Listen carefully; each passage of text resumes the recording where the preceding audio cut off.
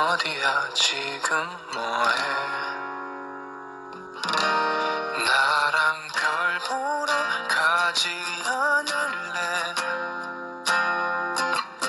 너희 집 앞으로.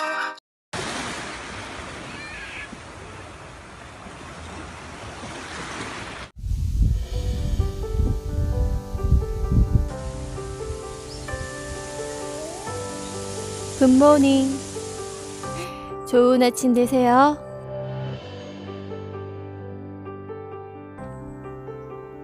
오늘도 화이팅!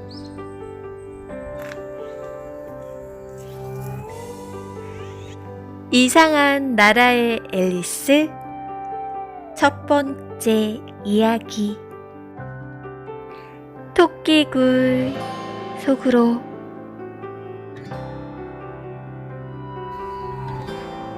앨리스는 강둑 위에서 할 일 없이 언니와 함께 놀고 있는 것이 점점 지겨워졌다. 언니가 읽고 있는 책을 한두 번 힐끗 들여다보기도 했지만 책에는 아무런 그림도 대화도 없었다. 앨리스는 속으로 생각했다. 그림도 없고 대화도 없는 책이 도대체 뭐가 재미있지? 그래서 앨리스는 데이지꽃으로 꽃다발을 만들면 어떤 재미가 있을지 생각해 보았다. 날씨가 무척이나 더운 탓에 졸리고 머리는 몽롱해져 애써 생각해 보려던 참이었다. 그때 갑자기 눈이 분홍색인 하얀 토끼가 앨리스 옆을 휙 스쳐 지나갔다. 그렇게 놀랄만한 일은 아니었다. 게다가 토끼가 "이런, 큰일 났군, 너무 늦겠는걸?" 하고 중얼거리는 소리를 듣긴 했지만 앨리스는 그렇게 이상한 일이라고는 생각하지 않았다. 나중에 돌이켜 생각해보니 정말 이상한 일이었는데 그때는 모든 일이 아주 자연스러워 보였다. 하지만 토끼가 조끼 주머니에서 해준 시계를 꺼내보고서 서둘러 달려가는 모습을 보자 앨리스도 그 자리에서 몸을 일으킬 수밖에 없었다. 그제야 주머니가 달린 조끼를 입고 시계를 꺼내보는 토끼를 본 적이 없다는 것을 깨달았다. 호기심이 생긴 앨리스는 들판을 가로질러 토끼의 뒤를 쫓아 뛰어갔다. 다행히 울타리 밑으로 나 있는 커다란 토끼 굴 속으로 황급히 들어가는 모습이 눈에 들어왔다. 앨리스는 토끼 뒤를 따라 굴 속으로 뛰어들어갔다. 그 순간 그곳에서 어떻게 밖으로 나올지는 생각조차 하지 못했다. 토끼 굴은 터널처럼 한참 동안 쭉 뚫려 있다가 갑자기 아래로 푹 꺼졌다. 앨리스는 갑자기 밑으로 꺼져 버리는 바람에 멈칫할 새도 없이 깊고 깊은 굴 속으로 떨어져 버렸다. 굴이 꽤나 깊은 것인지 아니면 떨어지는 속도가 아주 느린 것인지 앨리스는 주위를 둘러보면서 어떤 일이 일어날까 궁금해할 정도로 여유가 있었다. 앨리스는 어디로 떨어지는지 알고 싶어서 아래를 내려다 보았지만 너무 어두워 아무것도 보이지 않았다. 그래서 이번에는 옆을 보았는데 그곳에는 찬장과 책장이 가득 들어차 있었으며 여기저기에 지도와 그림들이 걸려 있었다. 앨리스는 찬장에서 단지 하나를 집어 들었다.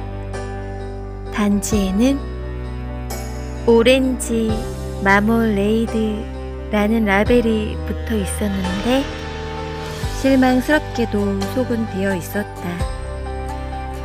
앨리스는 단지를 그냥 내버릴 수 없었다. 혹시 아래로 떨어지다가 누군가 맞아 죽게 되지 않을까 하고 걱정하며 가까스로 단지를 찬장에 밀어 넣었다. 앨리스는 속으로 생각했다. 와, 이렇게 떨어지고 나면 계단에서 굴러 떨어지는 일은 아무것도 아니겠는걸? 집에서 모두도 나를 얼마나 용감하다고 생각할까? 이제는 지붕에서 굴러 떨어져도 아무 말도 하지 않을 거야. 그런데 그것은 정말로 맞는 말이었다. 아래로 아래로 아래로 정말 끝없이 떨어지는 것일까? 앨리스는 큰 목소리로 말했다. 도대체 얼마나 떨어졌을까? 분명히 지구 중심에 가까워지고 있을 거야. 그래, 거의 4,000km쯤 떨어진 것 같은데. 앨리스는 수업 시간에 이런 종류의 여러 가지 지식을 배웠다.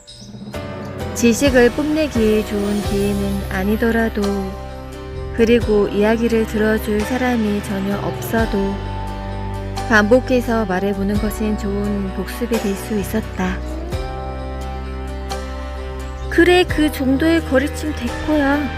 그런데 이곳의 위도와 경도는 어떻게 될까?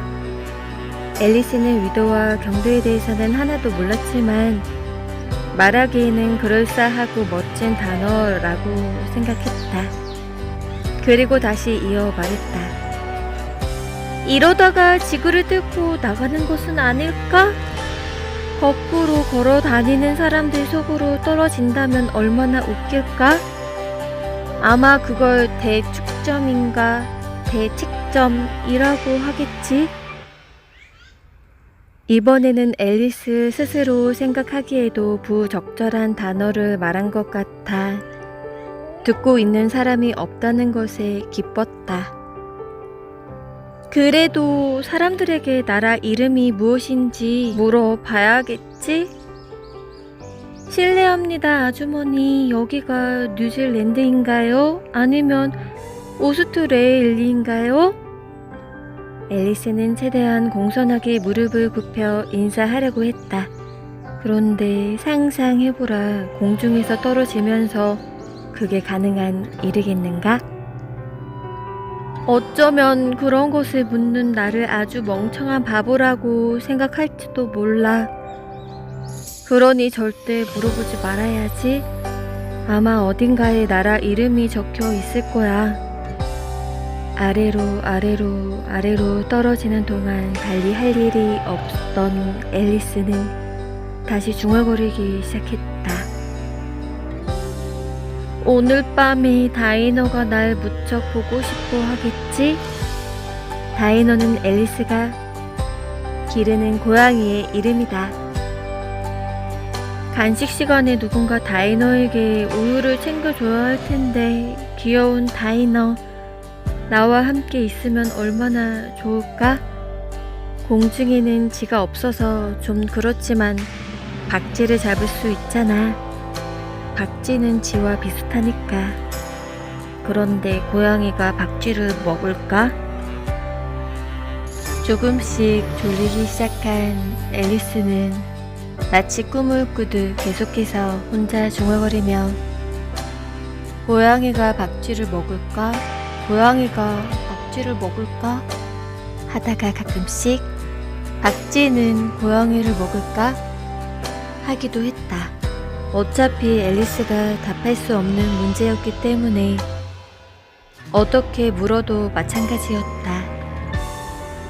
앨리스는 자신이 꾸벅꾸벅 졸고 있다는 생각이 들었고 어느새 다이너의 손을 잡고 걷는 꿈을 꾸기 시작했다. 그러고는 아주 진지하게 말을 건넸다. 자, 다이너, 솔직하게 말해봐. 너 박쥐를 먹어본 적이 있니? 바로 그때 갑자기 쿵쿵 소리를 내며 앨리스가 나뭇가지와 나뭇잎 더미 위로 떨어졌다. 이제야 떨어지는 일이 끝난 것이다. 앨리스는 조금도 다치지 않았다. 벌떡 몸을 일으켜 위를 쳐다보았지만 깜깜하기만 했다. 앨리스의 앞으로 긴 통로가 나 있었고 하얀 토끼가 서둘러 내려가는 모습이 보였다. 머뭇거리고 있을 시간이 없었다. 앨리스는 바람처럼 휙 하고 뒤를 따라갔다. 하얀 토끼가 모퉁이를 돌며 내 기와 수염아, 너무 늦겠어. 라고 중얼거리는 소리가 들렸다. 앨리스는 모퉁이를 돌아 토끼를 바짝 뒤따라갔지만 토끼의 모습은 사라지고 없었다. 앨리스는 천장이 낮은 기다란 복도에 서 있었다. 천장에는 등불들이 일렬로 길게 매달려 복도를 밝히고 있었다. 복도에는 여러 개의 문이 나 있었지만 모두 잠겨 있었다. 앨리스는 복도 끝에서 끝까지 모든 문을 열어봤다가 풀이 죽은 채 복도 가운데로 걸어 나와 어떻게 해야 다시 나갈 수 있을지 곰곰이 생각해 보았다. 그때 세발 달린 작은 탁자가 눈에 띄었다. 탁자는 전부 유리로 되어 있었고 그 위에 작은 황금 열쇠가 덩그러니 놓여 있었다. 앨리스는 이 열쇠가 복도 안에 있는 문들 중 하나에 맞는 열쇠라는 생각이 들었다. 하지만 이를 어쩌나? 자물쇠가 너무 크거나 열쇠가 너무 작아 그 열쇠로 열 수 있는 문은 하나도 없었다. 그런데 다시 한번 복도를 둘러보니 이제까지 미처 보지 못했던 작은 커튼이 눈에 들어왔다. 커튼 뒤에는 높이가 15인치 정도 되는 작은 문이 있었다. 황금 열쇠를 끼워보니 놀랍게도 꼭 들어맞는 것이 아닌가? 앨리스가 문을 열어보니 작은 통로가 이어져 있었다. 통로는 쥐 구멍만한 크기였다. 무릎을 꿇고 작은 통로를 들여다보았다. 그곳에는 지금껏 한 번도 본 적 없는 정말로 아름다운 정원이 펼쳐져 있었다.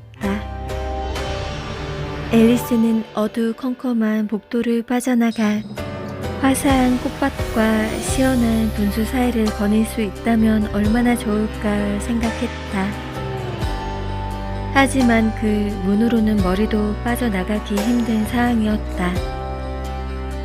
가엾은 앨리스는 생각했다. 머리가 들어가더라도 어깨가 안 들어가면 무슨 소용이야. 내 몸을 망원경처럼 접을 수 있으면 얼마나 좋을까. 어떻게 시작하는지만 알면 가능할 수도 있을 텐데. 알다시피 그동안 희한한 일들이 많이 일어났기 때문에 앨리스는 불가능한 일은 거의 없다고 믿기 시작했다.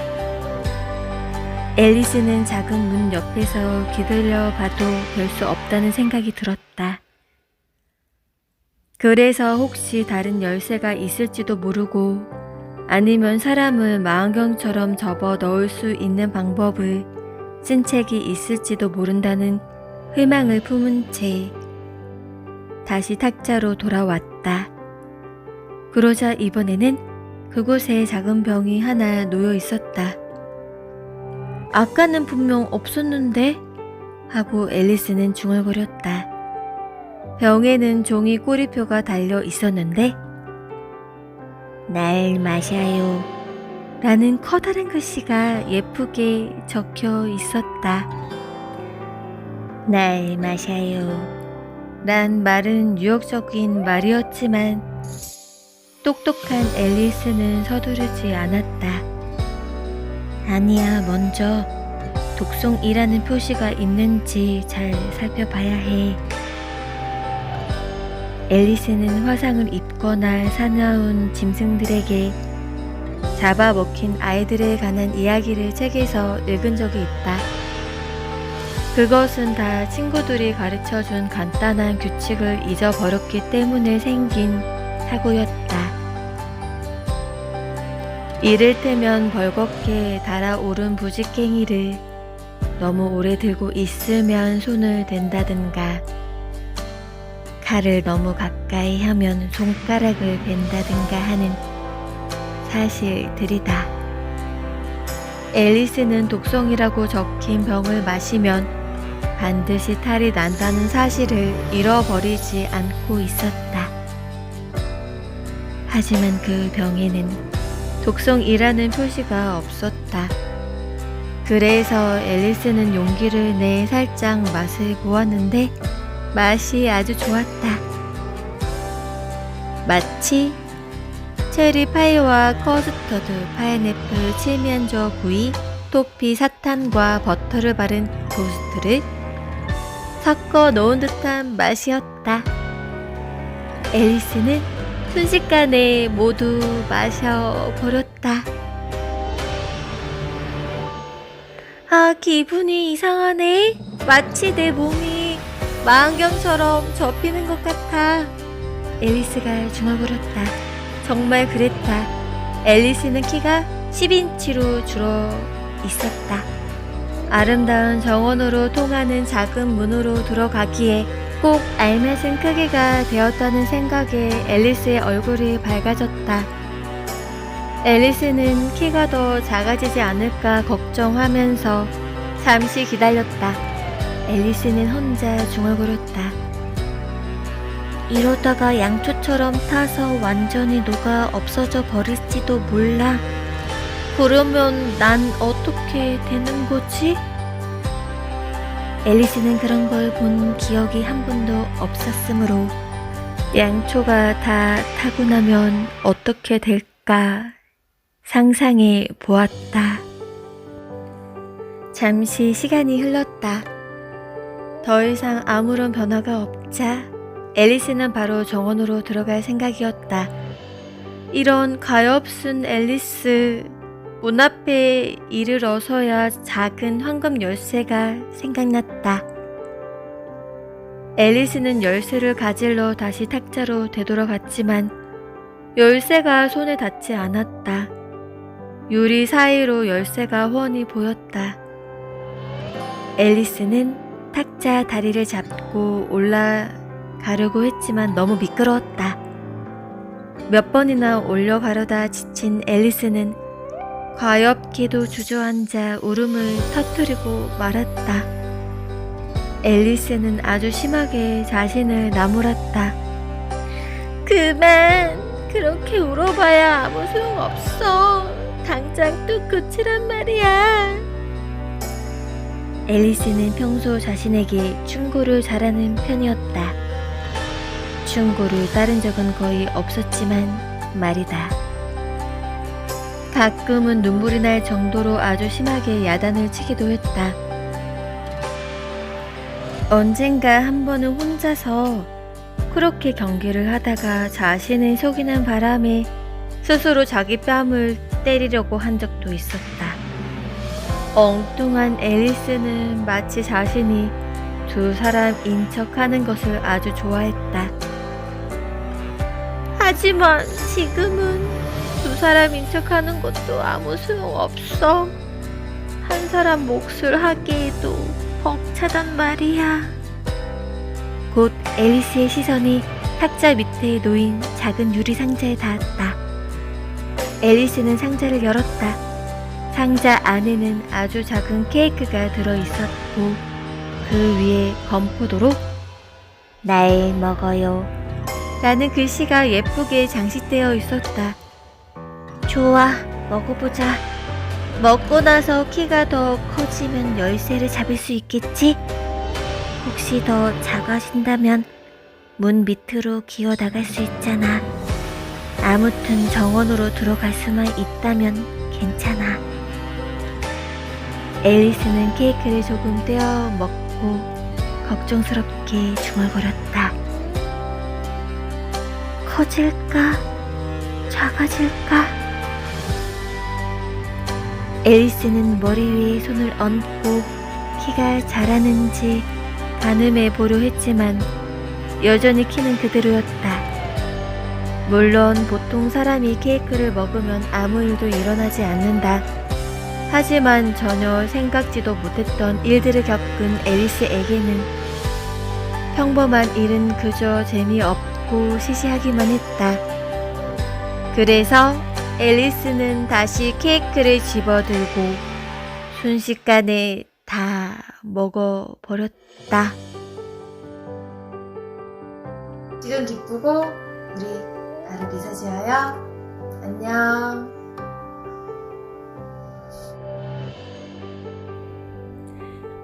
내 영혼에서 들리는 행복의 목소리. 지은아, 사랑해. 기쁨과 평화의 주문. 나는 지금 신의 눈 앞에 있습니다.